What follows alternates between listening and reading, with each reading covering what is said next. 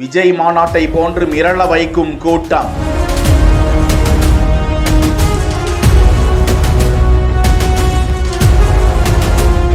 சமூக நீதி வரலாற்றில் ஒரு திருப்பு முனை.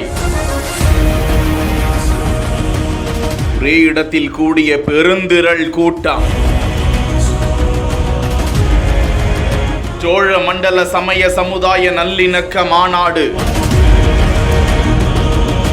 வன்னியர் சங்கத்தின் சார்பாக இன்று சோழ மண்டல சமய சமுதாய நல்லிணக்க மாநாடு தஞ்சை மாவட்டம் கும்பகோணத்தை அடுத்த தாராசுரம் புறவழிச்சாலையில் பெருந்திரளான கூட்டத்தோடு தொடங்கி இருக்கிறது. விஜய் மாநாட்டை போன்று மிக பிரம்மாண்டமான திடலில் இரவு வரை நடக்க போகும் அந்த மாநாட்டிற்கு வெளிச்சத்திற்காக ஏராளமான ஒளிக்கம்பங்கள் நடப்பட்டுள்ளன. பாமக கட்சியின் கௌரவ தலைவராக இருக்கக்கூடிய ஜி.கே. மணி, வன்னியர் சங்கத்தின் மாநில நிர்வாகிகள், பாமக மாவட்ட செயலாளர் மா.க. ஸ்டாலின், வன்னியர் சங்க செயலாளர்கள் திருக்கச்சூர் ஆறுமுகம், வைத்தி உள்ளிட்டோர் இந்த பிரம்மாண்ட மாநாட்டிற்கான பணிகளை செய்த நிலையில் அவர்களுக்கு ஜி.கே. மணி முன்னதாக நேற்று இரவு பொன்னாடை அணிவித்து கௌரவம் செய்தார். முன்னதாக மாநாடு குறித்து அறிக்கை வெளியிட்டிருந்த பாமக நிறுவனர் ராமதாஸ், தமிழ்நாட்டின் சமூக நீதி, சமய சமுதாய நல்லிணக்கம் ஆகியவை குறித்து பேசும் தகுதியும் உரிமையும் நம்மை தவிர வேறு யாருக்கும் இல்லை. சமூக நீதிக்காகவும் சமூக ஒற்றுமைக்காகவும் நல்லிணக்கத்திற்காகவும் கடந்த 45 ஆண்டுகளில் ஏராளமான பணிகளை செய்திருக்கிறோம்.